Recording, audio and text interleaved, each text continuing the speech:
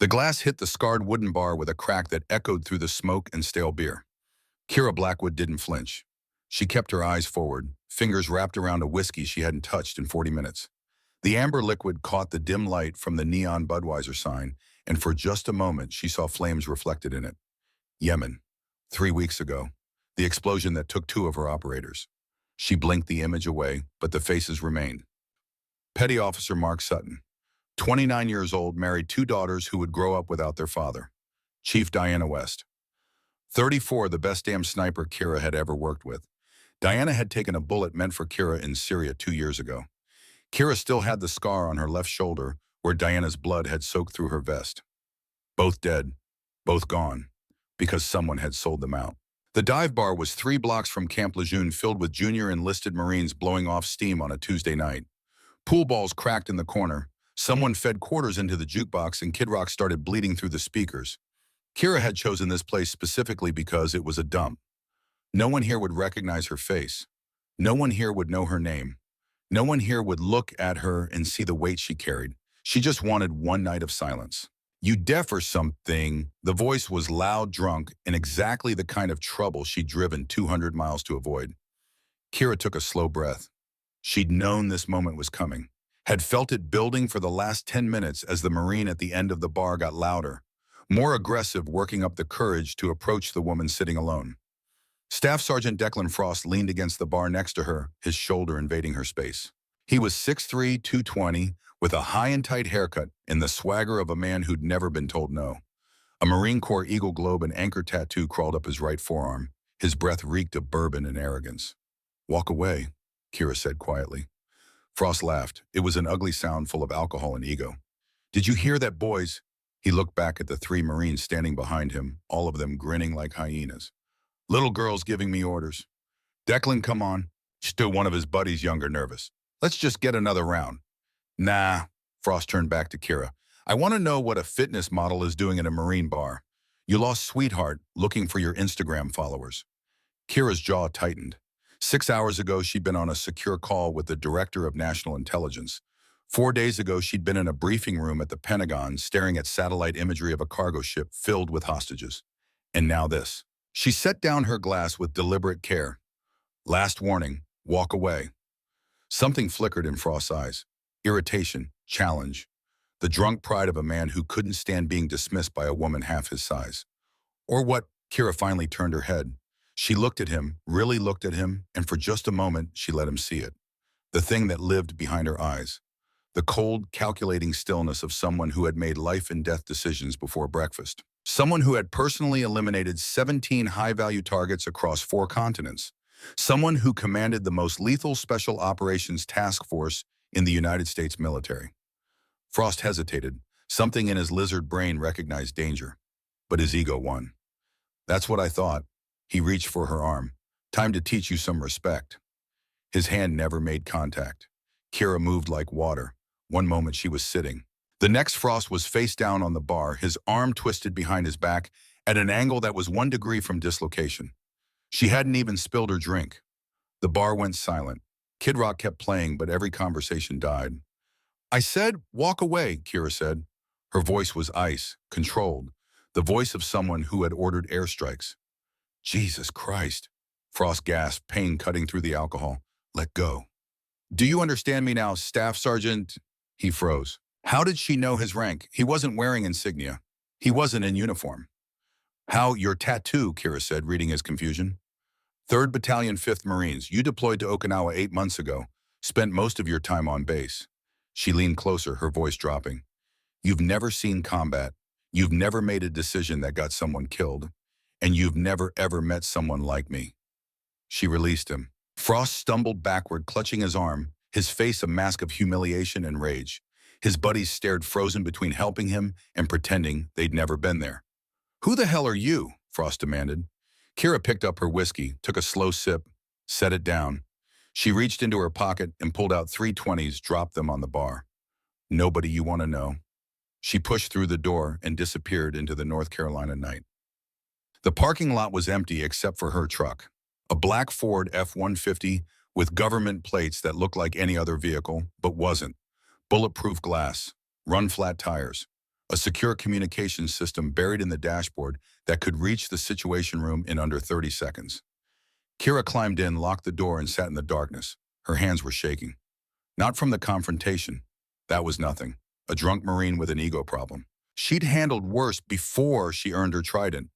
No, her hands were shaking because of what had happened 6 hours ago. The call from Admiral Richard Hayes. We found the ship Kira, the one carrying the Senator Vaughn's daughter, and we found something else. The leak. The one who burned your team in Yemen. She closed her eyes and the faces came back. Mark Sutton grinning in his dress whites at his daughter's first birthday party. Diana West stone-faced behind her rifle calling wind adjustments in that calm, steady voice. Both of them trusting Kira to bring them home. Both dead because someone inside the military had sold their operation to the enemy. Who, Kira had asked, her voice hollow. Commander Garrett Cross, Intelligence Division. He's been feeding information to hostile actors for 18 months. Garrett Cross. Kira knew him. They'd worked together in Afghanistan. He'd shaken her hand at Mark's memorial, told her it wasn't her fault that these things happened in war. And the entire time he'd been the one who killed them. Where is he now? That's why I'm calling. He's running. We tracked him to a cargo ship headed for international waters. The ship is also carrying hostages. 12 Americans, including Senator Preston Vaughn's daughter, Emma. Kira's blood had run cold. A hostage rescue on a moving vessel in international waters. With less than 48 hours to plan and execute. When do I leave task force? Shadow is the only unit that can reach the ship before it crosses the line. Once it does, our options become limited. Admiral Hayes had paused. You have 48 hours, Kira. 48 hours to plan and execute. Can you do it? She thought about Mark's daughters, about Diana's mother who'd lost her only child, about every operator who'd ever trusted Kira to make the right call. I'll be ready. Now she sat in a parking lot 200 miles from Norfolk trying to hold herself together. Her phone buzzed, a text from her Deputy Lieutenant Commander Cole Sterling. Team assembled. Brief at 0600. You okay? Kira stared at the message. Was she okay? She thought about her father. Admiral Graham Blackwood, the man who'd built Naval Special Warfare's modern doctrine. The man who died 9 years ago on a classified operation that she'd spent years trying to understand. She thought about the letter she'd found in his desk after his death, the one that simply said, "You were always the best of me. I should have told you sooner." She thought about Mark and Diana, about the weight of command, about the loneliness that came with being the one who made the calls.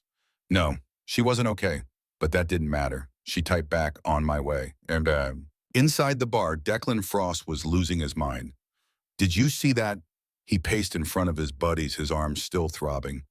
Did you see what she did? Lance Corporal Tommy Blake, the youngest of the group, looked uncomfortable. Declan, maybe we should just let it go. Let it go, Frost spun on him. Some chick half my size just humiliated me in front of everyone. She had training, Corporal Williams said quietly. He was older than the others with 2 combat deployments under his belt. Serious training. The way she moved that was operator level. She's probably some wannabe MMA fighter, Frost spat. Thinks she's tough because she can do a wrist lock. That wasn't just a wrist lock. Williams shook his head. That was... He trailed off, something clicking in his memory. What? Frost demanded. Nothing. Williams pulled out his phone. Just give me a second. He opened a military news app and started scrolling. He'd seen something a few months ago. A story about special operations. About a female commander who didn't officially exist. Yo, Williams, you listening? Shut up, Declan. Williams found what he was looking for. A grainy photo from an award ceremony. Faces blurred, names redacted, but the caption was clear. First female commander of Classified Joint Special Operations Task Force receives commendation from Secretary of Defense. He zoomed in on the blurred figure. Same height, same build, same dark brown hair pulled back in a tight bun. His blood ran cold. Declan, he said quietly. What? I think you just assaulted a SEAL commander. Frost laughed, but it sounded hollow. There's no female SEAL commanders. That's not even possible. That's what they want you to think. Williams turned the phone around. Look at this. Classified task force. Female commander. The details match. That's blurred out. Could be anyone. Could be. Williams met his eyes. But if that woman is who I think she is, you're done, man. Your career is over. Frost's face went pale. That's bullshit. She was wearing a sports bra and camo pants. She looked like she was going to the gym. Which is exactly what an operator would wear to blend in, Williams said. You're paranoid and you're drunk. Williams put his phone away. Pray I'm wrong, Declan. Because if I'm right, you just physically assaulted a superior officer. That's court-martial territory. That's military prison. Frost stood frozen, the alcohol suddenly clearing from his system as the reality of what Williams was saying crashed over him. No, no way, she's nobody. She's just some... His phone buzzed, a text from an unknown number. He opened it. One line. You have 72 hours to turn yourself in or I'll come find you. Blackwood Declan Frost stared at the screen, and for the first time in his life, he felt genuine fear. Kira drove through the night, her mind already shifting into mission mode. The cargo ship Crimson Dawn was currently 200 nautical miles off the coast, moving southwest toward international waters at 12 knots. 12 hostages in the cargo hold. Estimated 20 to 30 Somali pirates armed with AK-47s and RPGs. And Garrett Cross, the traitor, the man who'd sold her team to their deaths. She pulled into Naval Station Norfolk at 0430, flashing her credentials at the gate. The guard took one look at her ID and straightened. Ma'am, welcome back. Kira nodded and drove on. The headquarters for Task Force Shadow was buried 3 levels underground behind security protocols that would make the CIA jealous. Kira walked through corridor after corridor, passing Marines and sailors who didn't know who she was and never would. At the final checkpoint, a retinal scanner verified her identity. Commander Blackwood, access granted. She stepped into the command center. 12 operators looked up from their preparations. The best of the best. SEALs Delta Combat Controllers, intelligence specialists. The unit that didn't exist fighting wars that would never make the news. Lieutenant Commander Cole Sterling crossed the room to meet her. He was 32, built like a linebacker with kind eyes that had seen terrible things. Boss, you look like hell. Feel like it too. Kira accepted the coffee he handed her. Brief me. Crimson Dawn is maintaining course. Hostages confirmed alive as of 6 hours ago. The pirates are demanding $50 million in safe passage to Mogadishu. And Crossfire, Cole's jaw tightened. Satellite imagery puts him on the bridge. He's not a hostage. He's running this thing. Kira felt the rage building in her chest, cold and sharp. He planned this. The whole thing. The pirates are his cover for getting out of the country. That's our assessment. Cole paused. And the senator's daughter. Emma Vaughn, 24 years old. She was on a humanitarian mission when the ship was seized. Cole paused again. Her father is making noise at the highest levels. The president himself has authorized this operation. Kira nodded. She set down her coffee and looked at her team. Listen up. 12 faces turned toward her. 72 hours ago, we lost 2 of our brothers and sisters because someone inside our military sold them out. That someone is now on the Crimson Dawn, hiding behind hostages and pirates. She paused, letting the words sink in. This isn't just a rescue mission. This is personal. But I need you to keep your heads. We get the hostages out first, every single one. Then we deal with Cross. And if he tries to use a hostage as a shield, Master Chief David Knox asked. Kira's eyes went flat. Then I'll handle it myself. No one doubted her. Deployment in 18 hours. We insert via halo jump, secure the vessel from the stern, clear deck by deck. Sterling will run tactical. I'll lead the breach team directly to the hostages.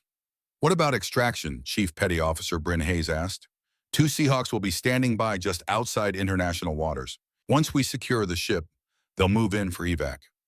Kira checked her watch. Any questions? Silence. Good. Prep your gear. Full brief at 1400. The team dispersed. Kira stood alone in the center of the room, staring at the tactical display showing the Crimson Dawn crawling across the ocean like a wounded animal. Garrett Cross. She'd trusted him. They'd served together. She'd recommended him for promotion. And he'd killed Mark and Diana without a second thought. Her hands curled into fists. In 42 hours, she would look him in the eyes. And he would know finally what it meant to cross someone like her. The knock on her quarters came at 0200. Kira was still awake, studying deck plans of the Crimson Dawn, memorizing every compartment, every access point, every place where things could go wrong. She opened the door. The man standing there was 68 years old, with a face carved from granite and eyes that had seen half a century of war. His hair was steel gray, cropped military short. 3 scars ran down his left cheek, souvenirs from a firefight in a place the government still denied existed. He wore civilian clothes, jeans, a leather jacket, but he stood with the posture of a soldier who'd never really left the service. Sergeant Major Wyatt Crane. Retired, decorated, dangerous. Your father asked me to watch over you, Wyatt said. His voice was gravel and whiskey. Figured now's the time. Kira stared at him. She hadn't seen Wyatt in 5 years, not since her father's funeral. He'd stood in the back during the service at Arlington, stone-faced, not saying a word. Afterward, he'd shaken her hand, told her Graham Blackwood was the finest officer he'd ever served with, and disappeared. "I don't need a babysitter," Kira said. "Good, because I'm not here to babysit." Wyatt stepped past her into the room, moving with the easy confidence of a man who'd kicked down 1,000 doors. He pulled a manila envelope from his jacket and dropped it on her desk. "I'm here to finish what your father started." Kira closed the door. "What are you talking about?" Wyatt tapped the envelope. "Open it." She did. Inside was a classified file stamped with security clearances so high they didn't have names, just numbers. The cover page showed a single operation, Crimson Tide, her father's final mission. "I thought this was destroyed," Kira whispered. "Nothing's ever truly destroyed," Wyatt said. "Just hidden." He sat down in her desk chair like he owned the place. "Your father didn't die in an accident, Kira." "I know. The official report said enemy fire." "The official report was a lie." Wyatt's eyes were hard. "Graham's helicopter was shot down because someone transmitted his coordinates to hostile forces 6 hours before the mission launched." Kira felt the room tilt. She'd suspected this, had spent 9 years suspecting it. But hearing it confirmed, hearing it from Wyatt Crane made it real in a way that hollowed out her chest. "Who?" she asked. "That's what I've been trying to find out for 9 years. Wyatt pulled a photograph from the envelope. It showed two men in desert camouflage standing in front of a weapons cache. One was her father, young, smiling. The other was Wyatt, harder, watchful. "This was Nicaragua, 1985. Your dad and I were running Black Ops for the agency, supposedly supporting the Contras against the Sandinistas. Supposedly, we discovered something we weren't supposed to find. U.S. weapons being sold to both sides of the conflict. Millions of dollars disappearing into offshore accounts. When we reported it up the chain, we were told to stand down. Forget what we saw. Focus on the mission. But you didn't forget. Neither did Graham." Wyatt's face was grim. He spent the next 30 years tracking it, building evidence, connecting dots. He discovered it wasn't just Nicaragua. It was everywhere. Every conflict, every war, every operation. Someone was manipulating intelligence, selling secrets, profiting from American blood. Kira sank into a chair. "A network." "A network," Wyatt confirmed, "and it goes all the way to the top. Generals, senators, intelligence directors. Your father was going to expose them. He had proof. And 3 days before he was going to take it to the inspector general, his helicopter went down in a place where no one would ask questions. Why didn't you come forward? Why didn't you?" "Because I didn't have enough proof, not enough to take down the people responsible. They're too powerful, too connected. If I'd moved too soon, I'd have ended up like Graham." Wyatt leaned forward. "But your father was smart. He hid copies of everything, insurance. And he told me that if anything happened to him, I should wait. Wait until you were ready, until you were strong enough to finish what he started." "Ready for what?" Wyatt's smile was cold, and drawn. "To burn it all down." He pulled another photograph from the envelope. This one was recent, taken from a satellite. It showed a man on the deck of a ship. Even from orbit, even with the image quality degraded by distance, Kira recognized him. Garrett Cross. "The leak from Yemen," Wyatt said. "Cross isn't working alone. He's part of the network. And the ship he's on, the hostages. That's not a random pirate attack. That's an extraction. They're getting him out of the country before we can arrest him." "How do you know this?"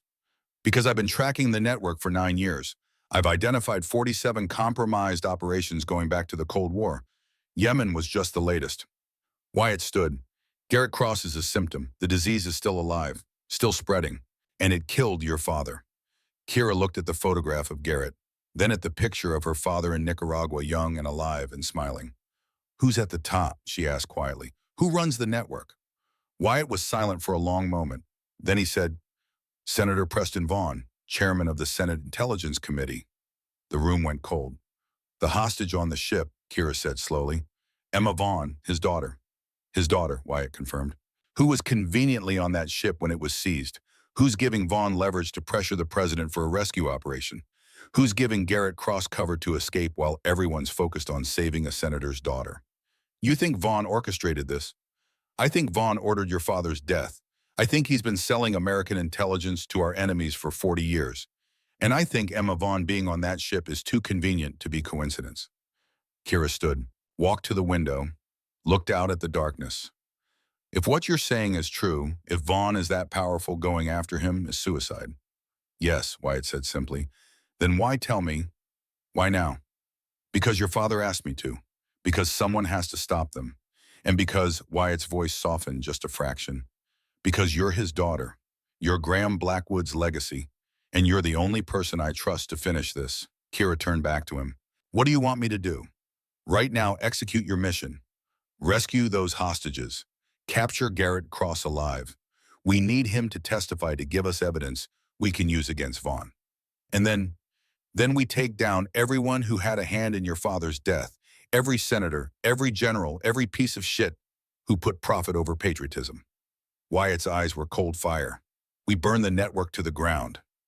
Kira looked at him, this man who'd served with her father, who'd kept this secret for 9 years, who was asking her to risk everything for justice that might never come. She thought about Mark Sutton's daughters, about Diana West's mother, about every operator who died because someone sold them out. She thought about her father alone in that helicopter, knowing in his last moments that he'd been betrayed. Okay, she said, let's burn it down. Wyatt smiled. It was not a pleasant expression. Your father would be proud. He moved toward the door, then stopped. One more thing. Be careful who you trust. The network has people everywhere, even in your own unit. You think someone on my team is compromised. I think your father thought he knew who to trust, and look where that got him. Wyatt opened the door. Watch your sixth commander. The people you are hunting don't play by rules. He left. Kira stood alone in her quarters, holding the file that proved her father had been murdered. On her desk, her phone buzzed. A text from an unknown number. You're asking dangerous questions. Some truths are better left buried. Consider this a warning. Kira stared at the message. Someone was watching her. Someone knew about Wyatt's visit. Someone knew what they were planning. The network was already moving against her. She should have felt fear. Any rational person would have. Instead, she felt something else. Something cold and focused and absolutely lethal. She typed a reply, I'm not my father. I don't scare easily. Come find me if you dare. She hit send. Then she opened her father's file and started reading. Somewhere in the darkness, enemies she didn't know yet were planning her death. But they'd made a mistake. They thought she was just a soldier. They thought they could intimidate her the way they'd intimidated her father. They didn't know she was Kira Blackwood, commander of Task Force Shadow. The woman who'd eliminated 17 high-value targets before her 27th birthday. The woman who'd just put a drunk Marine on his face without spilling her whiskey. The woman who was about to declare war on the most powerful conspiracy in American history. 40 hours until the Crimson Dawn reached international waters. 40 hours to plan a rescue mission while preparing for a war that would make her father's investigation look like a warm-up. Kira Blackwood smiled in the darkness. It was not a pleasant expression. Let them come. She'd be ready. 30,000 feet above the Atlantic Ocean. Kira Blackwood stood at the open ramp of a C-17 Globemaster, staring into darkness absolute. Below her, nothing but black water and blacker sky. Behind her, 11 of the most lethal operators on the planet, suited up in full combat gear, oxygen masks covering their faces, parachutes strapped to their backs. The wind screamed past the aircraft at 120 knots. The temperature was minus 40 degrees. In 6 minutes, they would throw themselves into that screaming void and fall 3 miles toward a ship they couldn't see, trusting mathematics and training and the cold certainty that failure meant death. Kira had done this 47 times before. It never got easier. Crimson Dawn is 12 miles northeast. Cole Sterling's voice crackled in her earpiece. He was back at Norfolk, coordinating from the Tactical Operations Center and watching satellite feeds and thermal imagery. Insertion window in 3 minutes. Weather is holding. Winds are acceptable. You are go for jump. Kira didn't respond. She was running through the checklist in her mind. Oxygen mask secured, altimeter calibrated, parachute rigged and double-checked, weapons locked and loaded, HK-416 carbine strapped across her chest loaded with subsonic ammunition. Sig Sauer 226 on her hip, her father's sidearm, the one he'd carried for 30 years. 17 rounds of 9mm Justice. She thought about Garrett Cross somewhere on that ship below, probably sleeping, thinking he'd gotten away with it, thinking he was home free. He had no idea death was falling toward him at terminal velocity. 2 minutes, Cole said. Master Chief David Knox moved up beside her. He was 42, built like a refrigerator, with a face that looked like it had been carved from stone with a dull axe.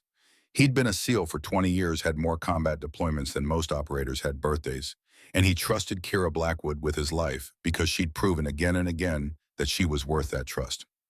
"You good, boss?" he asked.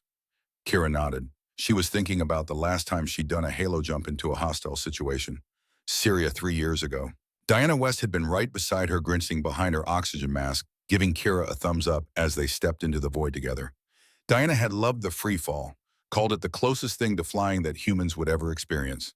Diana was dead now, because Garrett Cross had sold her coordinates to the enemy. "Yeah," Kira said. "I'm good."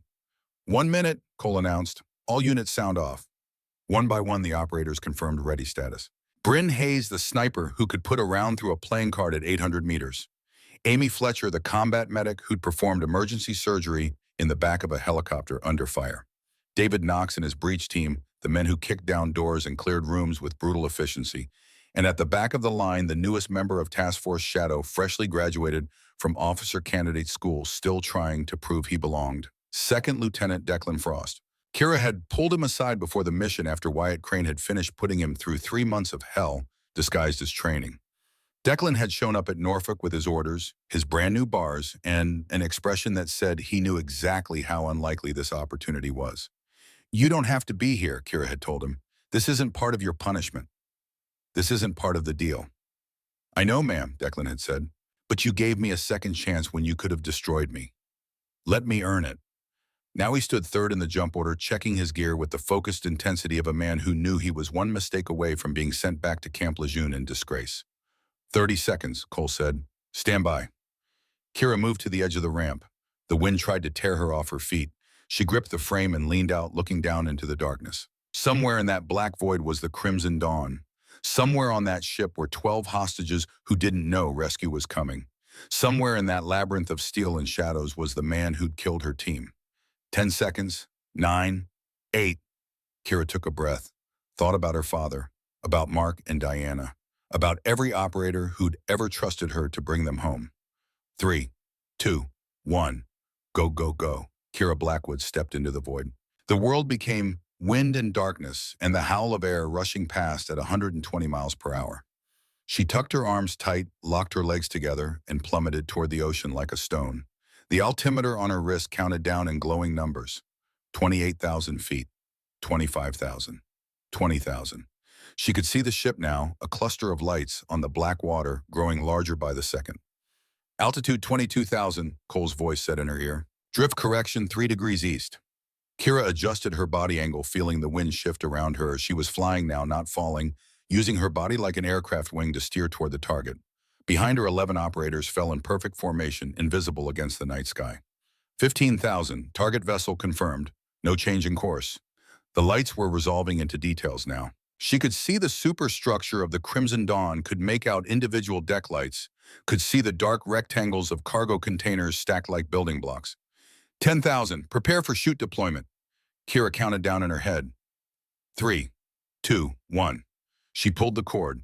The parachute erupted above her with a crack like a gunshot, yanking her body upward with brutal force. The screaming wind became sudden silence. She hung in the harness, drifting now, angling toward the stern of the ship with gentle pulls on the steering toggles. "All units sound off," she commanded. One by one, her team confirmed successful deployment. 11 voices, 11 operators, all on target. "Landing zone is the aft deck," Cole said from Norfolk, watching them on satellite. "Thermal imaging shows 2 hostiles on patrol. Neutralize quietly." Kira pulled her toggles, adjusting her approach. The ship was 100 feet below now. 50. 25. She could see the 2 guards, AK-47s slung over their shoulders, walking a lazy patrol pattern, not expecting death to fall from the sky. She flared her parachute at the last second. Her boots touched steel without a sound. 2 seconds later, David Knox landed beside her like a ghost. The first patrol guard was 10 feet away, his back turned, lighting a cigarette. Kira moved. Her hand covered his mouth. Her blade found his throat. He died without making a sound, his body going limp in her arms. She lowered him to the deck. Knox took the second guard simultaneously. 2 bodies, 0 noise. "Aft deck secure," Kira whispered into her radio. "Copy," Cole replied. "Breach team moved to cargo hold. Hostages confirmed on deck 3, compartment 7. Kira signaled her team as they landed one by one, collapsing their parachutes and moving into assault formation. 6 operators would secure the upper decks, eliminate resistance, and prevent reinforcements from reaching the hostages. 6 would follow Kira down into the belly of the ship. They moved through the vessel like smoke, weapons raised, night vision goggles turning the darkness into green daylight, every shadow a potential threat, every sound analyzed and cataloged. They encountered their first resistance on Deck 2. A pirate stepped out of a doorway, eyes widening, as he registered 6 heavily armed operators materializing from the darkness. Kira double-tapped him before he could raise his weapon. The suppressed shots were barely louder than whispers. The body hit the floor with a thud. "Contact," Knox reported. "1 hostile down." "Keep moving," Kira ordered. Deck 3 was darker. Emergency lights cast red shadows across narrow corridors that smelled of rust and diesel fuel. Kira's heart hammered against her ribs. Not from fear, from anticipation. 12 hostages were 30 feet away, and somewhere on this ship, Garrett Cross was waiting.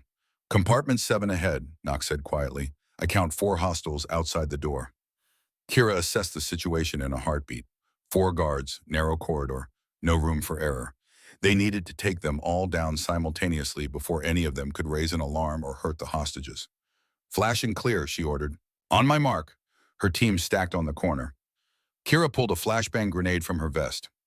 Standard issue, designed to produce 170 decibels of sound and 8 million candela of light, enough to temporarily blind and deafen anyone within 20 feet. She pulled the pin. 3, 2, 1, execute. The grenade bounced down the corridor. The explosion was deafening in the confined space, a blast of light and thunder that turned night into noon for half a second. Kira was already moving before the flash faded her weapon up her finger on the trigger. The first guard was stumbling, hands over his ears, trying to process what had just happened. She shot him twice in the chest. Center mass, he went down. Knox took the second guard. Bryn Hayes took the third. The fourth tried to raise his AK-47 muscle memory, overriding his stunned senses. Kira put a round through his forehead. He dropped like a puppet with cut strings. 4 seconds, 4 hostiles, 0 survivors. "Clear," she called. Knox moved to the compartment door. Heavy steel, industrial lock. He pulled a breaching charge from his pack, a shaped explosive designed to blow locks without harming anyone on the other side of the door. "Breaching charge set. Do it." The charge detonated with a sharp crack. The lock blew inward in a shower of metal fragments. Kira was through the door before the smoke cleared, weapon up, scanning for threats. 12 faces looked up at her. Terrified, exhausted, alive. "United States Navy," Kira announced. "We're here to take you home." A woman in the corner burst into tears. An older man slumped against the wall, relief flooding across his face like a wave. And there in the back of the compartment, sitting with her arms wrapped around her knees, was Emma Vaughn, Senator Preston Vaughn's daughter, 24 years old. Her face was bruised, her clothes torn, but her eyes were defiant, hard. The eyes of someone who'd survived something terrible and refused to break. "About damn time," Emma said. Kira almost smiled. Almost. "Knox, get them ready for extraction. Hayes, establish a secure route to the upper deck." She keyed her radio. "Sterling hostages secured. Beginning evac." "Copy that," Cole replied from Norfolk. "Seahawks inbound. ETA 15 minutes. Kira turned to leave, but Emma grabbed her arm. "Wait, there's someone else. A man, American. He's not a hostage. He's with the pirates. He's on the bridge." Kira's blood went cold. "What does he look like?" "40s, dark hair, military bearing. He's been coordinating with them, giving orders." Emma's eyes narrowed. "I heard them call him Commander." "Garrett Cross." "Knox," Kira said. "Get these people topside. I'm going after Cross." "Boss, that's not the plan. We extract together." "That's an order, Chief." Knox hesitated, then nodded. "Copy that. Watch your 6. Kira turned and disappeared into the darkness, hunting the man who'd killed her team. The bridge was 2 decks up. Kira climbed through the ship's infrastructure, moving faster now, abandoning stealth for speed. Garrett knew they were here. The flashbang had announced their presence. He'd be running, trying to escape, trying to disappear before she could reach him. She wasn't going to let that happen. "Cross is on deck 4, moving toward the starboard lifeboat station," Cole's voice said in her ear. He was tracking thermal signatures from the satellite. "He's trying to abandon ship." "He won't make it," Kira said. She rounded a corner and stopped. Garrett Cross stood 20 feet away, a pistol in his hand. For a long moment, neither of them moved. They just looked at each other across that narrow corridor, two people who'd served together, fought together, who'd shaken hands at a memorial for the people one of them had killed. Kira, Garrett said. His voice was calm, almost friendly. I wondered if they'd send you. Put the weapon down, Garrett. Or what you'll shoot me. He laughed softly. We both know you want to. I want answers. I want to know why you killed Mark and Diana. I didn't kill them, I just sold information. What happened to them was collateral damage. The words hit Kira like a physical blow. Collateral damage. As if Mark Sutton's daughters growing up without a father was just an unfortunate side effect. As if Diana West bleeding out in the sand was just the cost of doing business. They trusted you, Kira said, her voice shaking. We all trusted you. Trust. Garrett shook his head. That's always been your weakness, Kira. You trust too easily. You believe in people who don't deserve it. Like you. Like everyone. He took a step closer. Your father trusted the system. Look where it got him. Kira's breath caught in her throat. What did you say? Your father, Admiral Graham Blackwood. Garrett smiled. You think he died on a classified operation? You think it was just bad luck? Shut up. He was killed, Kira, deliberately, because he discovered something he wasn't supposed to find. Something about money and weapons and operations that didn't exist on any official record. Garrett's smile widened. The same network that paid me to leak your team's position in Yemen. Kira's hands were shaking now. She couldn't stop them. You're lying. Am I? Garrett lowered his weapon slightly. I have proof. Documentation. Names. I know who gave the order to kill your father. I know who's been running the network for 40 years. I know everything. I don't believe you. Then shoot me. He spread his arms. Kill me right now, and you'll never know the truth about your father's death. You'll spend the rest of your life wondering just like you have for the last 9 years. Or, he paused, you can bring me in alive. Give me a deal, and I'll give you everything. Every name, every operation, every piece of shit who put profit over patriotism. Kira stood frozen, her weapon aimed at his chest. Every instinct screamed at her to pull the trigger, to end him, to avenge Mark and Diana and everyone else he'd betrayed, but her father. 9 years she'd wondered. 9 years she'd searched for answers. 9 years of dead ends and classified files and questions no one would answer. Where's the proof, she heard herself ask. Hidden, somewhere only I can access. Garrett's smile was triumphant. He thought he'd won. Thought he'd found her weakness and exploited it. Bring me in alive, Kira. Protect me. Give me immunity. And I'll give you the truth about Graham Blackwood. Commander, Cole's voice in her ear. Hostages are secure. Extraction is inbound. What's your status? Kira didn't answer. She stared at Garrett Cross, this man who'd served with her father, who'd killed her team, who was offering her the one thing she'd wanted for 9 years in exchange for his life. She thought about what Wyatt had told her, about the network, about how her father had died trying to expose them, about how Garrett was just a piece of a much larger puzzle. She thought about Mark Sutton's daughters. She thought about the promise she'd made over Diana West's grave. She thought about her father's letter. Be smarter than I was. You have 5 seconds to make a decision, Garrett said. Justice for your operators or truth about your father. You can't have both. Kira's jaw clenched. You're wrong. She pulled the trigger. The round hit Garrett's shoulder, spinning him around. He screamed and dropped his weapon. Kira closed the distance in 3 strides, kicking the gun away and forcing him to the ground with her knee in his back. You think I need you alive to find the truth, she said, her voice like ice. You think you're the only one with sources. You think Wyatt Crane has been sitting on his ass for 9 years.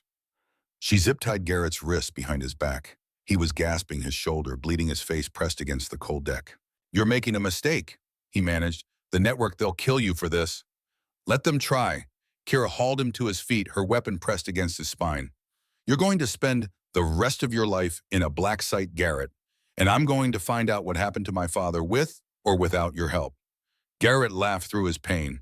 You have no idea what you're walking into. No idea how deep this goes. Then I'll dig until I find the bottom. She keyed her radio. Knox, I have the package. Moving to extraction point. Copy, Commander. Seahawks are 90 seconds out. Kira pushed Garrett forward, her weapon never leaving his spine. He was still talking, still trying to manipulate her, but she'd stopped listening. Her mind was already racing ahead. Garrett knew about her father's death, knew about the network. That meant others knew too. That meant Wyatt was right, this went higher than she'd imagined. They reached the deck just as the first Seahawk helicopter descended through the night, its rotors churning the air into a hurricane. The hostages were already loading into the second bird, Emma Vaughn, the last in line. She paused at the door, looking back at Kira. "Thank you," Emma said. She had to shout to be heard over the rotors. "I won't forget this." Kira nodded. "Get home safe." Emma climbed aboard, and the helicopter lifted off, carrying Senator Vaughn's daughter away from danger and into a political firestorm that would consume Washington for months. Knox approached, his face grim. "Cross is secured in Bird 2. Medical is treating his shoulder wound. He'll live." "Unfortunately," Kira muttered. "The operation was clean, Commander," Knox continued. "All hostages recovered. 0 friendly casualties. 27 hostiles neutralized." "Good work, Chief." "It was your plan, ma'am. Your execution." Kira looked at her team, exhausted, blood-spattered, but standing tall. Every single one of them had performed flawlessly. No hesitation, no mistakes. Just professional violence applied with surgical precision. "Every single one of you," she said. "Outstanding performance." They nodded, too tired for words, but proud nonetheless. "Let's go home." Kira climbed into the helicopter, taking a seat across from Garrett Cross. His shoulder was bandaged, his face pale with blood loss, but his eyes were still sharp. Calculating. "This isn't over," he said. "No," Kira agreed. "It's not." The helicopter lifted off, carrying them away from the crimson dawn and into the darkness. Below, the cargo ship drifted empty, its secrets scattered like bodies across its decks. 6 hours later, Kira stood in a secure briefing room at Naval Station Norfolk. Admiral Richard Hayes sat across from her, his face unreadable. He was 65 years old with 40 years of service and enough ribbons on his chest to fill a display case. He'd commanded carrier battle groups, run special operations divisions, and served on the Joint Chiefs. He was one of the most powerful men in the military, and right now he looked worried. "The President called personally to thank the team," he said. "Senator Vaughn is drafting a commendation letter. The Secretary of Defense wants to give you another medal." "I don't need medals, sir." "I know you don't." Hayes leaned forward. "What you need is answers. About Cross. About what he said on that ship." Kira's heart stopped. "You were listening." "We're always listening, Commander." "That's the one." Hayes's eyes softened slightly. "Cross mentioned your father. Said his death wasn't accidental. He was trying to manipulate me." "Maybe, maybe not." Hayes pulled a folder from his briefcase. It was old, worn at the edges, stamped with security classifications that made Kira's clearance look like a library card. "I've been holding on to this for 3 years, waiting for the right time." He slid it across the table. Kira stared at it. The label read Operation Crimson Tide, After Action Review, Classified Level Sigma, her father's final mission. "I thought this was destroyed," she whispered. "Nothing is ever truly destroyed, Commander. Just hidden." Hayes stood. "Read it. Then decide what you want to do. And if I want to investigate further, then you'll have my full support." He paused at the door. "Your father was a good man, Kira. He deserved better than the lies they told about him." "Sir," Kira said. "What do you know?" Hayes' face hardened. "I know that Graham Blackwood discovered something that certain people wanted buried. I know that his death was convenient for those people. And I know that if you pull on this thread, you might not like what unravels. I don't care." "I know you don't." He almost smiled. "That's why you're the right person to find the truth." He left. Kira sat alone, staring at the folder.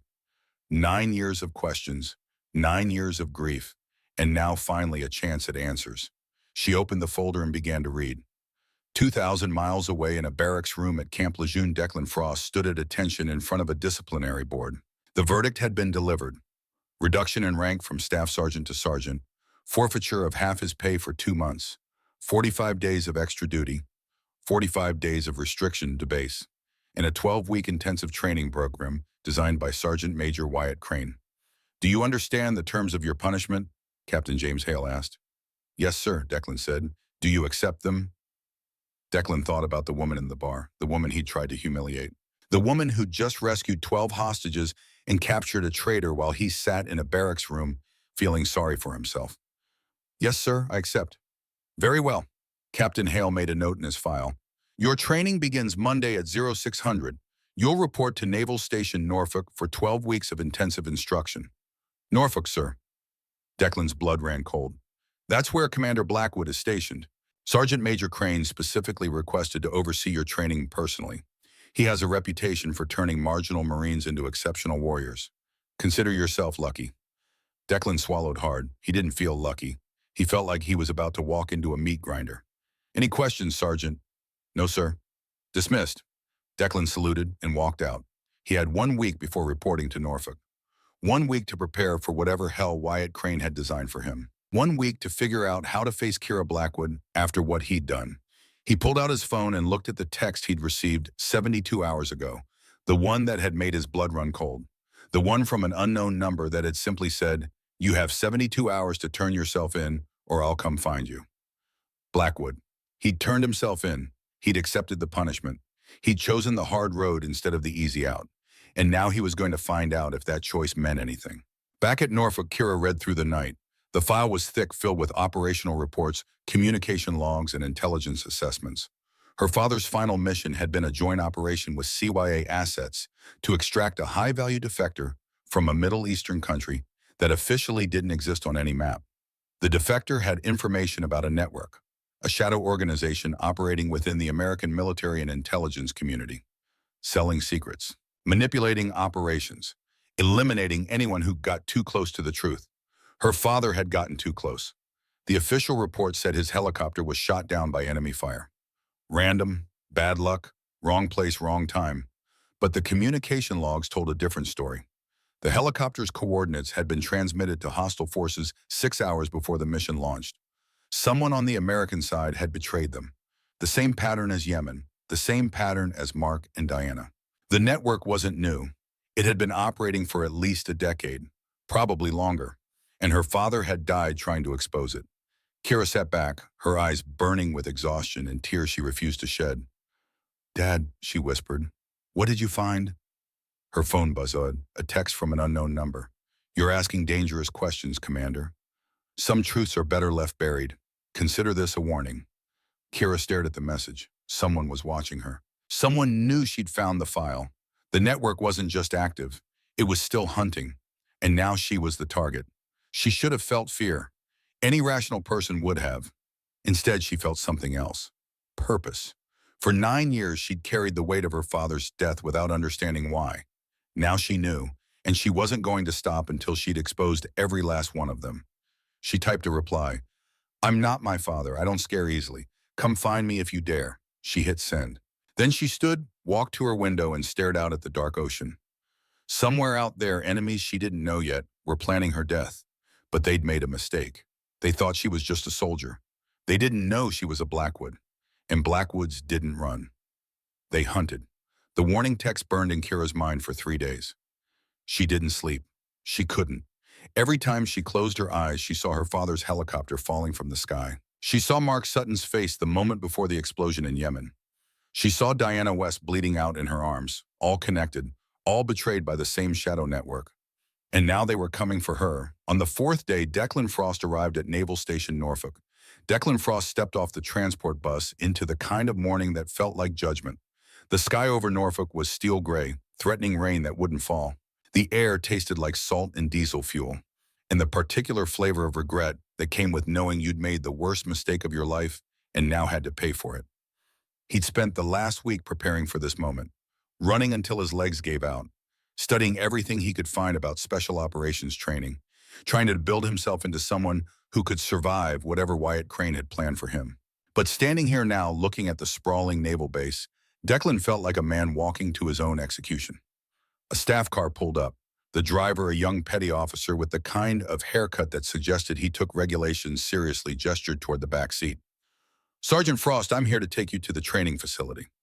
Declan climbed in. They drove in silence through the base, past administration buildings and barracks, past the piers where destroyers and carriers sat like sleeping giants. Finally, they turned down a road that seemed to lead nowhere past security checkpoints that required retinal scans and fingerprints into a section of the base that didn't appear on any public map. The facility was underground, 3 levels deep, buried beneath enough concrete and steel to survive a direct nuclear strike. The kind of place where wars were planned and secrets were kept and operators trained for missions that would never make the news. The petty officer stopped at a blast door. "This is as far as I go, Sergeant. Someone will meet you inside." Declan stepped out. The door opened with a hydraulic hiss, revealing a corridor lit by harsh fluorescent lights.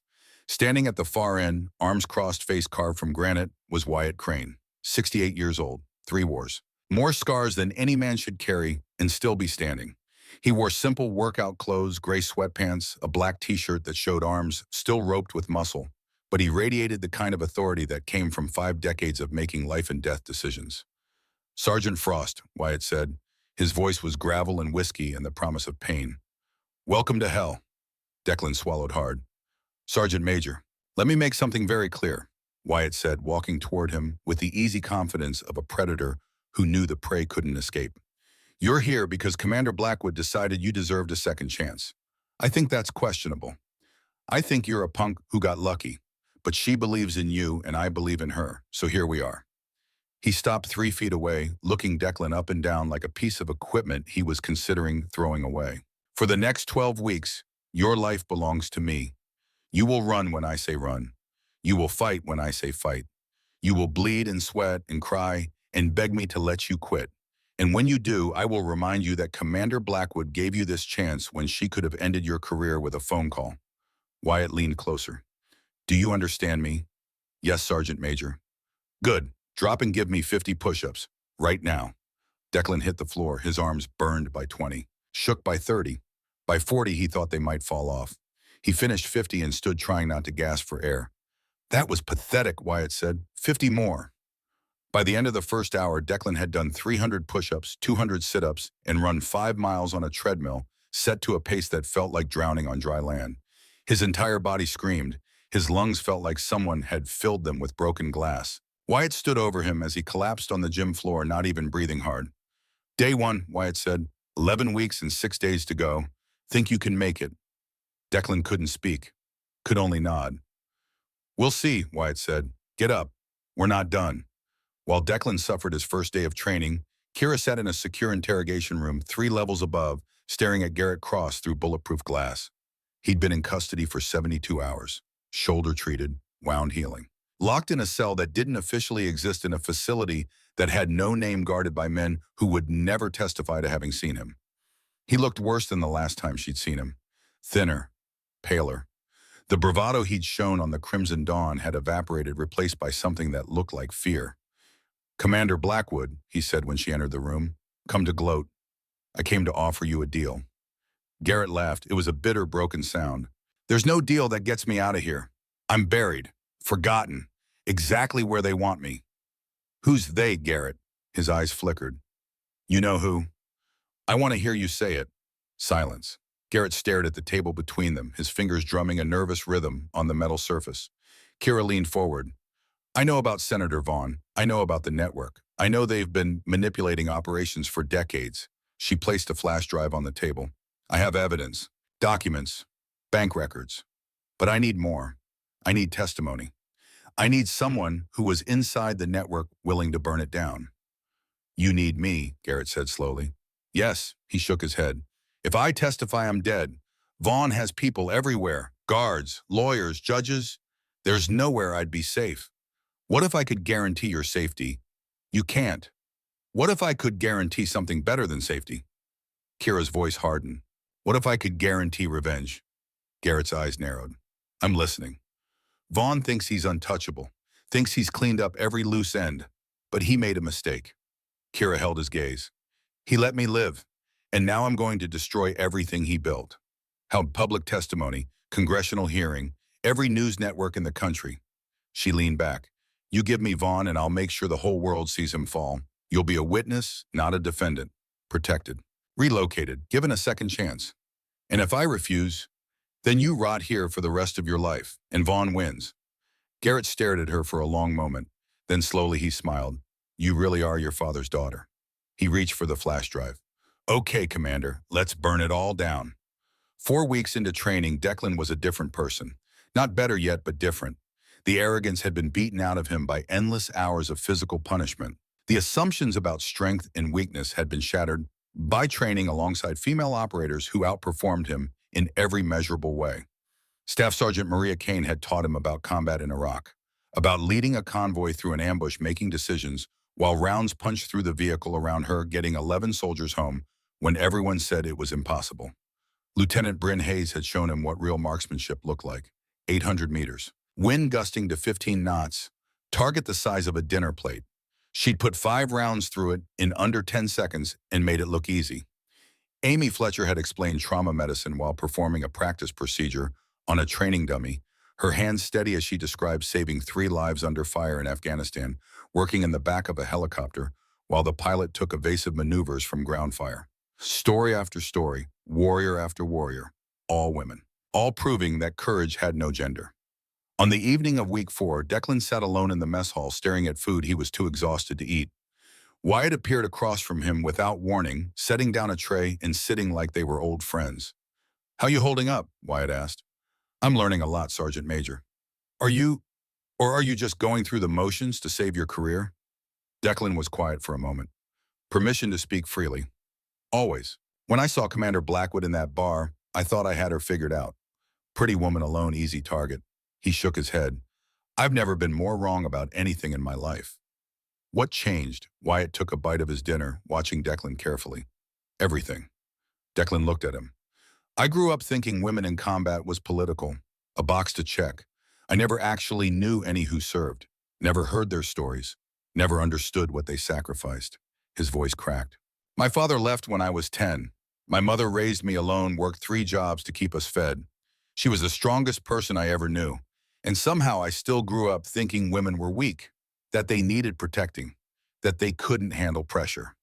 And now I realize she was strong because she had to be.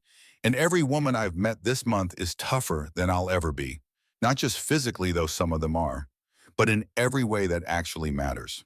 Wyatt was quiet for a long moment. Then he pulled a photograph from his wallet. It showed a young woman in desert camouflage standing in front of a medical tent, her face exhausted but smiling. "Captain Jennifer Ross," Wyatt said. "Army medic. I served with her in Desert Storm. She was 24 years old, fresh out of medical school, thought she was going to save the world." He stared at the photograph. "During a firefight outside Kuwait City, 3 Marines got pinned down by enemy fire. Jennifer ran into that kill zone without hesitation. No armor, no weapon, just her medical bag and the kind of courage that makes men follow orders into hell.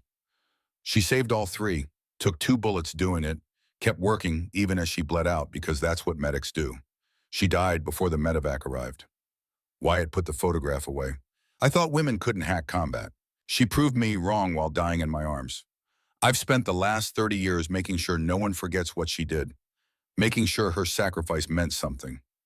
He looked at Declan. "You failed at that bar, not because Commander Blackwood is a woman. You failed because you underestimated a warrior. Same mistake I made. Cost me the respect of the best soldier I ever knew." Declan felt tears burning his eyes. "How do I make it right? You finish this training.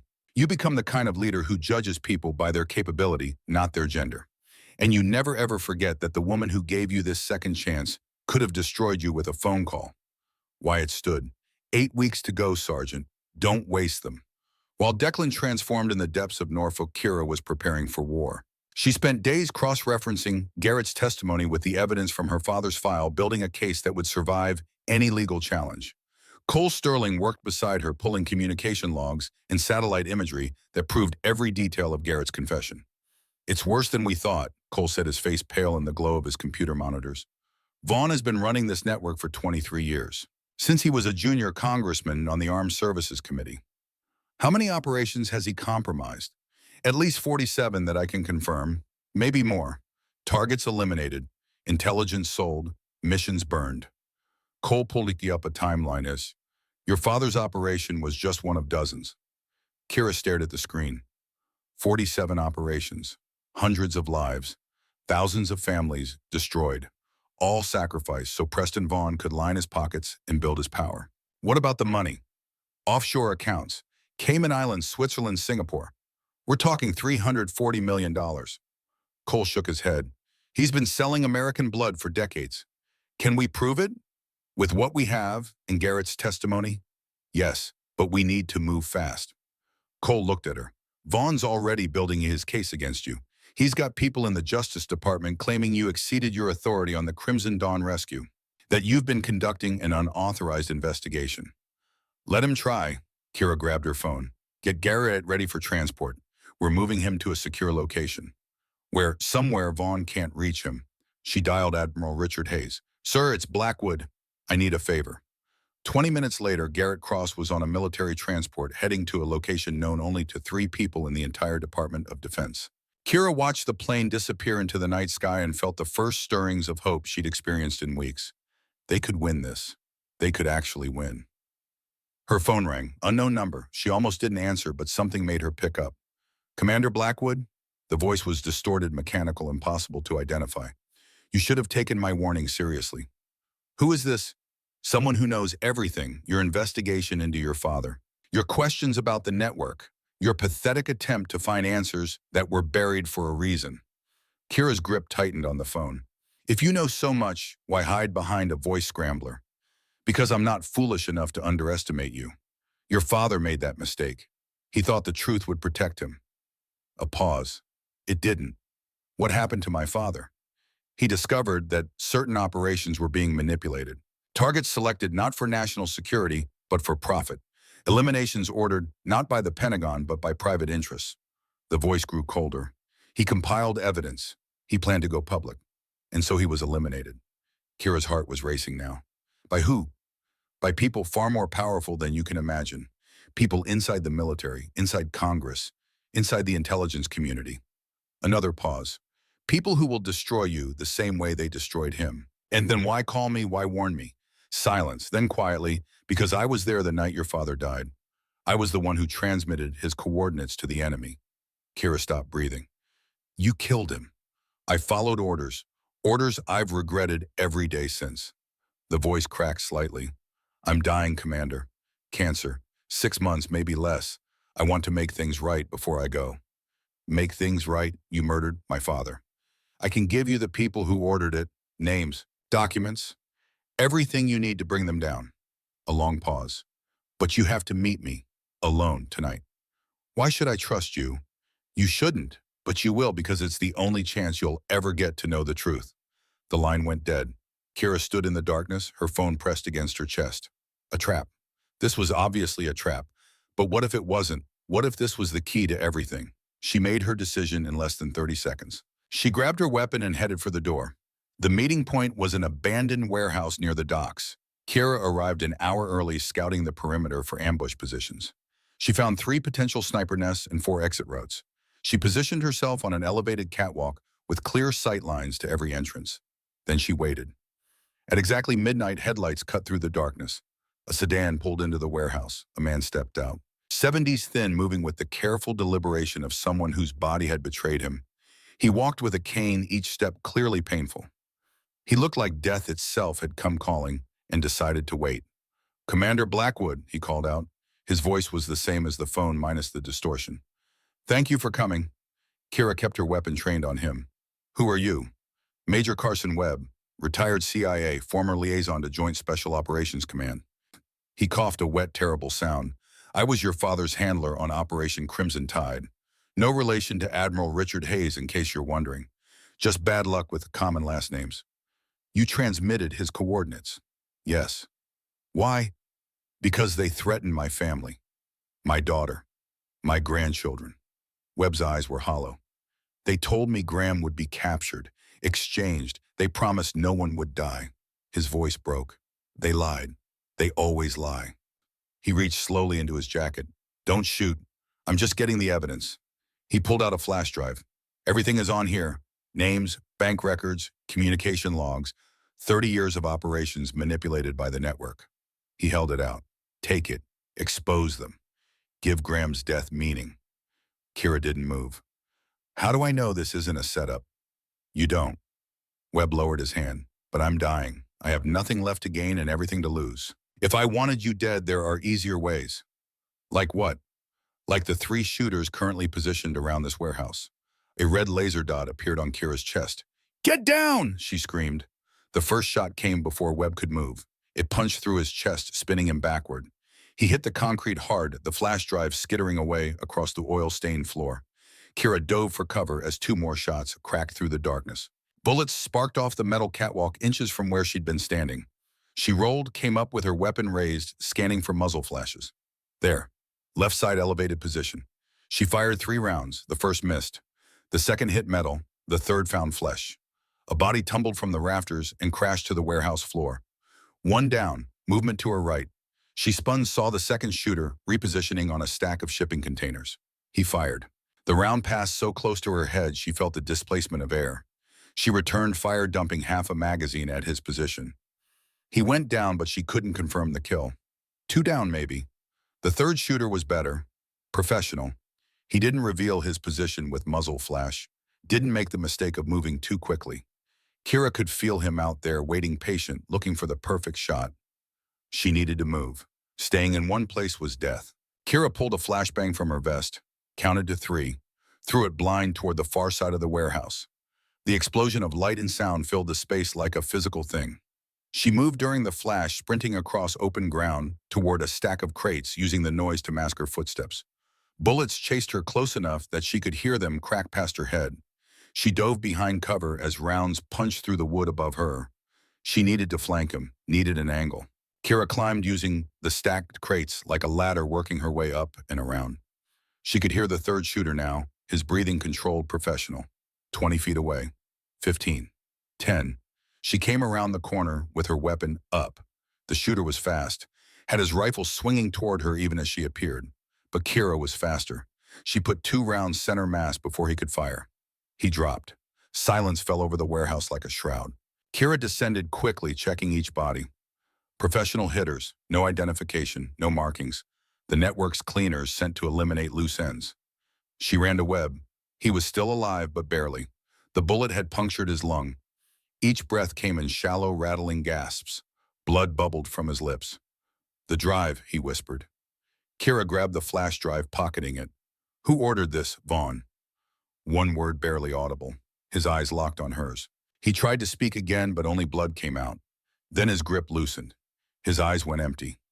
Major Carson Webb died on a warehouse floor, seeking forgiveness he would never receive. Kira stood over his body, the flash drive clutched in her hand. Senator Preston Vaughn, chairman of the Senate Intelligence Committee, one of the most powerful men in Washington. The man who had shaken her hand at her father's funeral and told her what a great American Graham Blackwood had been. The man who had ordered his death. She pulled out her phone and called Cole. "I need you to run everything on this drive. Cross-reference it with what we already have. I want an airtight case against Senator Vaughn by morning." "Boss, what happened? I heard shot." "Webb is dead. 3 network assassins are dead. I'm fine." She looked at the carnage around her. "But Vaughn just declared war. Time to show him what that means." "On it." Kira drove back to Norfolk with the bodies and the blood and the flash drive that would change everything. When she reached her quarters, Wyatt was waiting outside her door. "Heard you had an exciting evening," he said. "Webb is gone, but he gave me everything." She held up the flash drive. "Vaughn, it's all Vaughn." Wyatt's face hardened. "You're sure?" Webb confirmed it with his dying breath. "Then we move. Now, before Vaughn can cover his tracks. I need 48 hours to build the case, to make it bulletproof." "You don't have 48 hours. Wyatt pulled out his phone, showing her a news alert. "Look." The headline read, "Senate Intelligence Committee requests emergency briefing on classified special operations activities." Below it, Senator Preston Vaughn has formally requested all documentation related to Task Force Shadow and Commander Kira Blackwood's recent unauthorized operations. "He's coming for you," Wyatt said, "and he's using his position to gather ammunition." Kira felt ice spreading through her veins. "How much time do I have?" "The briefing is scheduled for 72 hours from now. After that, he'll have access to everything. Your operations, your team, your evidence. Then we go public before he can bury us." "How?" Kira pulled out her phone and dialed a number she'd memorized but never used. It rang 3 times before a woman answered. "This is Rachel Torres, Washington Tribune. Miss Torres, my name is Commander Kira Blackwood. I have evidence of a 30-year conspiracy involving a sitting U.S. senator, multiple generals, and the deaths of hundreds of American service members." Silence on the line. "Then I'm listening. I need 48 hours to verify everything. Then I'll give you the story of your career. What's in this for you, Commander?" Kira looked at Wyatt, thought about her father, about Mark and Diana, about every operator who died because someone sold them out. "Justice," she said. That's all I want. Justice." Rachel Torres was silent for a long moment. "Okay, Commander, you've got your 48 hours. But this better be real." "It's real," Kira said. "Meet me at Norfolk in 2 days. Bring your camera crew." 48 hours later, Kira stood in a secure conference room at Naval Station Norfolk, facing 3 cameras and the most important interview of her life. Rachel Torres sat across from her, professional skeptical, ready to either make or break Kira's case. Commander Blackwood, Rachel began, you've made some extraordinary claims. A network of corruption spanning 3 decades, a sitting senator involved in treason, the murder of your father. These are serious allegations. They're not allegations, Kira said. They're facts, and I have the evidence to prove it. She slid a folder across the table. Rachel opened it. Her eyes widened as she scanned the first page, then the second. By the third page, her professional skepticism had transformed into something else. Shock. These are financial records, Rachel said slowly, linking Senator Vaughn to offshore accounts. $340 million, Kira confirmed, accumulated over 23 years of selling American intelligence to hostile actors. And these communication logs show Senator Vaughn coordinating with foreign agents, providing classified information about U.S. operations, including the mission that killed my father 9 years ago. Rachel looked up. You're saying Senator Vaughn ordered your father's assassination? I'm saying my father discovered the network. He compiled evidence. He was going to expose them. And Preston Vaughn had him killed to protect his empire. Kira's voice was steel. I have witness testimony from a former CIA officer who transmitted my father's coordinates to the enemy on Vaughn's orders. This officer, where is he now? Dead, killed by Vaughn's people 3 days ago right after he gave me this evidence. Rachel was quiet for a long moment, processing.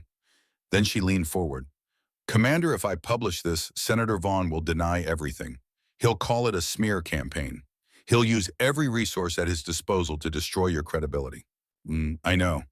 He's one of the most powerful men in Washington. He chairs the Senate Intelligence Committee. He has connections in every branch of government. I know that too. Then why are you doing this? Why risk everything? Kira thought about Mark Sutton's daughters, about Diana West's mother, about her father's letter, the one that said, be smarter than I was. Because someone has to, she said simply, because corruption thrives in darkness. And because my father died trying to shine a light on it, I won't let that be for nothing. Rachel studied her for a long moment. Then she nodded. Okay, Commander, let's expose this bastard. The story broke 48 hours before Vaughn's scheduled briefing. Rachel Torres published everything: the financial records, the communication logs, the witness statements, video testimony from Garrett Cross explaining in excruciating detail how the network operated, who was involved, and how many operations had been compromised. The nation exploded. By noon, every news network in the country was running the story. By evening, protesters had gathered outside the Capitol demanding Vaughn's resignation. By midnight, the Senate Ethics Committee had called an emergency meeting. Senator Preston Vaughn went on television to deny everything, called it a fabrication, a conspiracy theory, a disgraced naval officer trying to cover up her own failures in Yemen. And then Rachel Torres released the second wave. Live footage recorded 48 hours earlier. Senator Preston Vaughn meeting with 2 men in a parking garage. The men were identified as known Chinese intelligence operatives. The audio was crystal clear. The Blackwood woman is handled, Vaughn's voice said on the recording. Webb is dead. Cross is isolated. I've tied up the loose ends. And the evidence, one of the Chinese operatives asked? Destroyed, or it will be once I get access to her files through the committee hearing. The footage froze on Vaughn's face. Arrogant, confident, caught. The Senate Ethics Committee voted unanimously to strip Preston Vaughn of his immunity. Federal marshals arrested him live on television as he tried to flee his Georgetown townhouse. The footage of him being led away in handcuffs was played on every network for days. 3 weeks later, Kira stood in the well of the Senate Armed Services Committee chamber, giving sworn testimony before a joint session of Congress. The room was packed. Media, politicians, military brass, and in the front row, watching with proud eyes, Wyatt Crane. Kira spoke for 6 hours. She detailed every operation the network had compromised, named every officer involved, showed satellite imagery and financial records and communication logs that proved beyond any shadow of doubt that Preston Vaughn had betrayed his country for profit. When she finished, the chamber was silent. Then slowly people began to stand, first the junior members, then the committee chairs, then everyone. A standing ovation that lasted 3 full minutes. Senator Vaughn's trial lasted 8 months. The evidence was overwhelming. The testimony was damning. The verdict was inevitable. Guilty on all 47 counts of treason, conspiracy, and murder. Life imprisonment without possibility of parole. General Augustus Harmon Vaughn's primary military contact and the true head of the network's operational wing was arrested in a dawn raid on his Virginia estate. He tried to fight, made it as far as his study before FBI agents tackled him to the ground. They found him sitting at his desk, a loaded pistol in his hand, surrounded by encrypted hard drives that would eventually implicate 37 more conspirators. Harmon received the death penalty. It was later commuted to life imprisonment, the same as Vaughn. The network was broken. The shadow that had corrupted American military operations for 3 decades was finally exposed to the light. And through it all, Declan Frost trained. 12 weeks, 84 days. 2,000 hours of the hardest physical and mental challenge he'd ever faced. Wyatt Crane pushed him past every limit he thought he had, then pushed him further. Made him run until he collapsed. Fight until he couldn't stand. Study until the words blurred on the page. And slowly, painfully, Declan changed. He learned that strength wasn't about size. It was about will. About refusing to quit when every fiber of your being screamed to give up. He learned that courage wasn't the absence of fear. It was doing the right thing despite being terrified. He learned that respect wasn't something you demanded. It was something you earned one decision at a time, one action at a time, one moment of choosing to be better than you were. On a cold morning in December, 12 weeks after stepping off that bus, Declan Frost graduated from the training program. He stood in formation with 200 other Marines at Camp Lejeune waiting for the ceremony to begin. The speaker was announced. Declan's heart stopped. Commander Kiera Blackwood. She walked to the podium wearing her dress whites, her chest heavy with ribbons. She looked different than he remembered. Older, harder. But when she smiled, it was the same smile she'd given him in the bar, the smile of someone who saw potential where others saw only failure. Congratulations to the graduating class, Kiera began. You've earned the right to lead, but earning the rank is just the beginning. Now comes the hard part. She paused, looking out at the sea of young faces. Leadership isn't about power. It's not about giving orders or demanding respect. It's about making the people around you better. It's about admitting when you're wrong. It's about putting your team before your ego. Her eyes found Declan's. 1 year ago, I met a Marine who thought strength meant dominance. He thought courage meant never backing down. He was wrong. She held his gaze. But he was brave enough to change. Brave enough to admit his failures. Brave enough to become the leader he was capable of being. Declan felt his throat tighten. That's what I want from each of you. Not perfection. Perfection is impossible. I want growth. I want humility. I want the courage to look at your worst moments and say, I can do better. She stepped back from the podium. You are the future of our military, the future of our country. Don't waste it on pride. Don't waste it on fear. Lead with honor, lead with integrity, and never ever stop learning.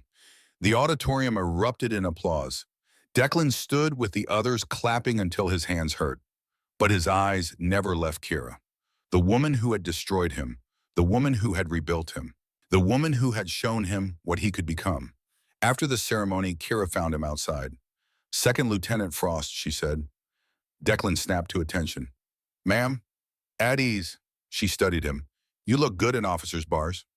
Thank you, ma'am. I wouldn't be wearing them without you. You wouldn't be wearing them without yourself, Kiera corrected. I gave you a chance. You did the work. Declan nodded slowly. Ma'am, permission to speak freely. Granted. That night in the bar, I think about it every day. Not because I feel guilty. I mean, I do feel guilty, but because it changed everything. He met her eyes. You could have ended me. You should have ended me. Instead, you made me into someone worth being. Kiera was quiet for a moment. Do you know why I really gave you that chance? You said someone gave you one once, your father. That's part of it. She looked up at the sky. But there's another reason. When I saw you in that bar, I didn't just see a drunk Marine with an ego problem. Her voice dropped. I saw myself. Declan's brow furrowed. Ma'am, I was angry once, bitter, convinced the world was against me because I was a woman in a man's profession. I took it out on people who didn't deserve it, pushed away everyone who tried to help. She shook her head. It took me years to understand that the anger wasn't about them. It was about me, about the things I hadn't dealt with. What changed? I met someone who refused to give up on me, someone who saw past the armor and the attitude in the walls I'd built. She smiled sadly. My father, right before he died, he finally told me he was proud of me, and it broke something open inside me. Declan understood now. This had never been about punishment. It had been about healing, for both of them. Ma'am, I don't know how to thank you. Then don't thank me. Kira pulled an envelope from her pocket. Prove me right. Become the leader I know you can be. Make the Marines under your command better. Break the cycle. She handed him the envelope. What is this? Transfer orders.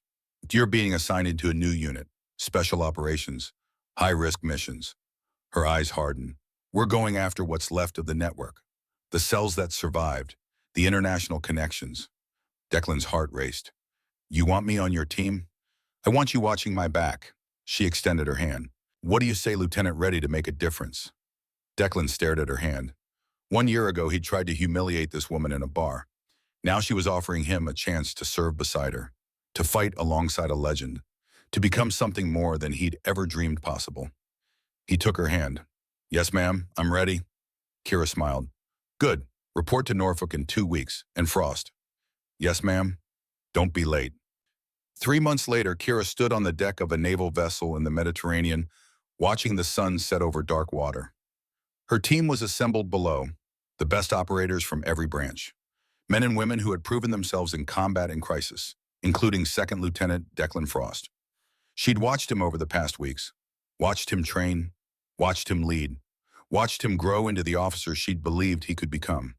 He wasn't perfect, no one was, but he was trying. Every day, every mission, every moment, and that was all she'd ever asked. Her phone buzzed. A message from Cole Sterling. Boss, we've got movement. Network cell in Eastern Europe. Intelligence suggests they're rebuilding. Kira looked at the message, then at her team below, then at the horizon where enemies she didn't know yet were planning operations against her country. She typed back, assemble the team. We move at dawn. The network had been broken. But Hydras grew new heads. Evil never truly died. It just waited in the darkness, gathering strength, looking for weakness. But so did the hunters, and Kira Blackwood had become very, very good at hunting. 1 year after a drunk Marine had put his hands on her in a Jacksonville bar, Kira stood at her father's grave in Arlington National Cemetery. The morning was cold, the sky that particular shade of gray that promised snow.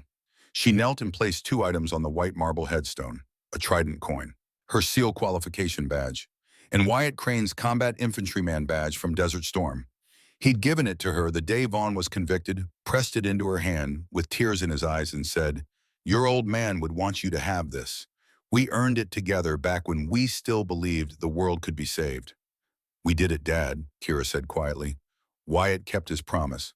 I kept mine. Vaughn and Harmon are in prison. The network is broken. Everyone who had a hand in your death is paying for it. The wind rustled through the trees carrying the scent of winter and distant rain. I spent 9 years thinking you died disappointed in me, thinking I'd never proven myself worthy of the Blackwood name. She touched the cold stone. But I read your letter. I know you were proud. I know you wanted me to succeed. I know you were just scared. Her voice cracked. I wish you'd told me sooner. I wish we'd had more time. But I understand now. Fear makes us do stupid things. But love makes us brave. She stood brushing frost from her knees. Mark and Diana are avenged. The network that killed them is destroyed. Justice is served. She looked at the endless rows of white headstones, each one marking a life given in service. I'm going to make sure no one else dies the way you did. No more operators betrayed by the people who should protect them. No more families destroyed by corruption. She saluted. Sharp, crisp, perfect. Rest easy, Admiral. Your daughter's got the watch. 6 months later, Kira stood in a training facility at Norfolk, watching a new generation of female operators run an obstacle course. Among them was a young woman with fierce determination in her eyes, Jessica Sutton, 23 years old, Mark Sutton's younger sister. You're doing great, Jess, Kira called out as Jessica finished the rope climb. But your technique on the wall needs work. Watch your foot placement. Jessica nodded, too winded to speak, but her eyes showed gratitude. Kira saw herself in that look. The hunger to prove herself, the need to honor someone lost, the determination to be worthy of a legacy. Your brother would be proud of you, Kira said when Jessica came over drenched in sweat. He always said you were tougher than him. Jessica's eyes filled with tears. I want to be like him, ma'am. I want to serve the way he did. Then serve better, Kira said gently. Learn from his sacrifice. Be smarter. Be stronger. Be the operator he never got the chance to become. Jessica nodded. Yes, ma'am, I will. Across the facility, Wyatt Crane taught a tactics class to a group of young SEALs. He moved slowly now, using a cane, his body finally showing the accumulated damage of 50 years at war. But his mind was sharp as ever, and the operators hung on his every word. The weapons change, Wyatt was saying. The technology evolves, but the fundamentals remain. Know your enemy, know yourself, know the terrain, and never ever underestimate someone based on what they look like. One of the young SEALs raised his hand. Sergeant Major, is it true you served with Commander Blackwood's father? Wyatt's face softened. I did. Admiral Graham Blackwood was the finest officer I ever served with. Smart, brave, principled. He died fighting corruption that most people didn't even know existed. And Commander Blackwood, Wyatt looked across the facility to where Kira stood with Jessica Sutton, teaching mentoring, building the future one operator at a time. She's proof that warriors come in all forms, Wyatt said.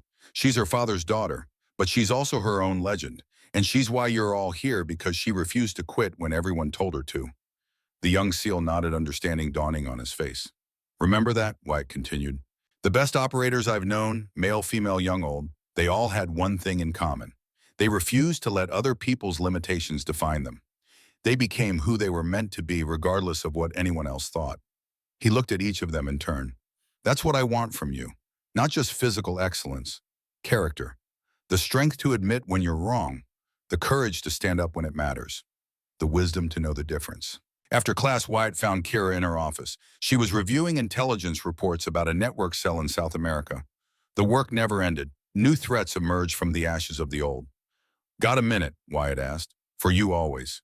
She gestured to a chair. How are you feeling? Old. He sat with a grunt, but still breathing. That's something. The doctors say a lot of things, mostly about how I should have died in 1991. He waved it away. I'm not here to talk about my health. I'm here to talk about yours. Kira raised an eyebrow. I'm fine. You're running yourself into the ground, training new operators, hunting network cells, building cases against the conspirators we haven't caught yet. Wyatt leaned forward. When's the last time you slept more than 4 hours? I sleep fine.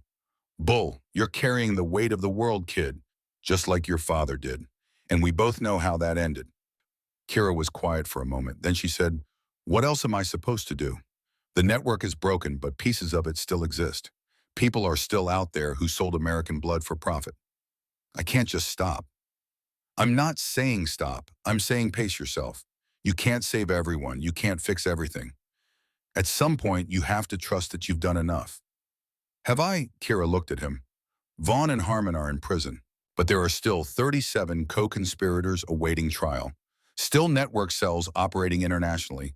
Still officers who escape justice. And you'll get them, eventually, but not if you burn yourself out first. Wyatt's voice softened. Your father's mistake wasn't pursuing justice. It was thinking he had to do it alone. He didn't trust anyone, didn't delegate, tried to carry the whole investigation by himself, and it killed him. So what are you saying? I'm saying you've built a team. Declan, Cole, Bryn, Amy, the new operators you're training, trust them. Let them carry some of the weight. Wyatt stood. You're not alone anymore, Kira. That's the difference between you and Graham. He isolated himself. You've built a family.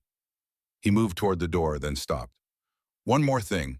Your father would be proud of what you've accomplished, but he'd also want you to be happy, to have a life outside of this job. Don't make the same mistake he did. Don't let the mission consume everything. He left. Kira sat alone in her office thinking about his words. Was she making the same mistake, sacrificing everything for the mission? She looked at a photograph on her desk, her team, taken 3 months ago after a successful operation in Eastern Europe. Everyone was smiling, even her. They looked like a family. Maybe Wyatt was right. Maybe she didn't have to carry everything alone. Her phone rang. Cole Sterling. Boss, we've got actionable intelligence on the South American cell. They're moving weapons through Colombia. We can intercept. Kira felt the familiar rush of adrenaline, the pull of the mission, the need to act. But then she thought about Wyatt's words, about trust, about delegation. Cole, I want you to lead this one. Silence on the line. Then, ma'am, you're ready. You've been ready for a year. Take Declan, Bryn, and the new team. Plan the operation. Execute it. I'll coordinate from Norfolk, but this is your show. Boss, are you sure? I'm sure. You're one of the best operators I've ever worked with. It's time you prove that to yourself. She paused. I trust you, Cole. Make me proud. Yes, ma'am. We won't let you down. After he hung up, Kira felt something she hadn't felt in years. Relief. She didn't have to carry everything. She'd built a team, trained them, trusted them. Now it was time to let them fly. 2 weeks later, Cole's team successfully intercepted the weapons shipment and captured 3 high-level network operatives. The operation was flawless. No casualties, clean extraction, perfect execution. Kira watched the after-action report with pride swelling in her chest. They didn't need her to succeed. They just needed the opportunity. That night, she went home to her small house in Virginia, the one she'd bought with her father's life insurance money, the one she rarely spent time in because she was always working. She opened a beer, sat on the porch, watched the sunset over the Chesapeake Bay, and for the first time in 9 years, she felt at peace. Her father was avenged. The network was broken. Justice had been served. The mission would continue. It always would, but she didn't have to carry it alone anymore. She had a family now, a team, people she trusted with her life, and that was enough. Her phone buzzed, a text from Wyatt. "Proud of you, kid. Graham would be too. Now get some rest. You've earned it." Kira smiled, typed back, "Thanks, old man, for everything." She finished her beer and went inside. For the first time in as long as she could remember, she slept through the night without nightmares. The next morning, Kira woke to her phone ringing. Admiral Richard Hayes. "Commander, we have a situation. Network cell in North Africa. They've taken hostages, American civilians. The president has authorized Task Force Shadow to respond." Kira felt the familiar weight settle on her shoulders. The mission calling, the work that never ended. But this time it felt different. She wasn't carrying it alone. "Assemble the team," she said. "I'm on my way." She suited up, checked her weapons. Her father's Sig Sauer P226 worn smooth by 30 years of service. Wyatt's old combat knife from Desert Storm, the one he'd given her after the trial. Tools passed down through generations of warriors. Legacies that refused to die. She walked out to her truck. The sun was rising over Virginia, painting the sky in shades of gold and amber. A new day, a new mission. The endless cycle of protecting those who couldn't protect themselves. But she wasn't the same person who'd walked into that Jacksonville bar a year ago. She wasn't the broken, guilt-ridden commander who'd blamed herself for every loss. She wasn't her father isolating herself and trying to carry the weight of the world alone. She was Kira Blackwood, captain, leader, legend, and she was ready for whatever came next. Her phone buzzed one more time, a group text from her team. "Cole ready when you are, boss. Brin weapons loaded. Let's do this. Declan." "It would be an honor to serve with you again, ma'am." Wyatt. "Go get him, kid. I'll be watching." Kira smiled and typed back, "See you at Norfolk. Time to go to work." She climbed into her truck and drove toward the base, toward her team, toward the mission. Not because she had to carry the burden alone, but because she had a family who would carry it with her. The network had tried to bury the truth. They'd killed her father, betrayed her team, corrupted the institution she'd sworn to defend, but they'd forgotten one thing. Some legacies refused to die. Some truths refused to stay buried.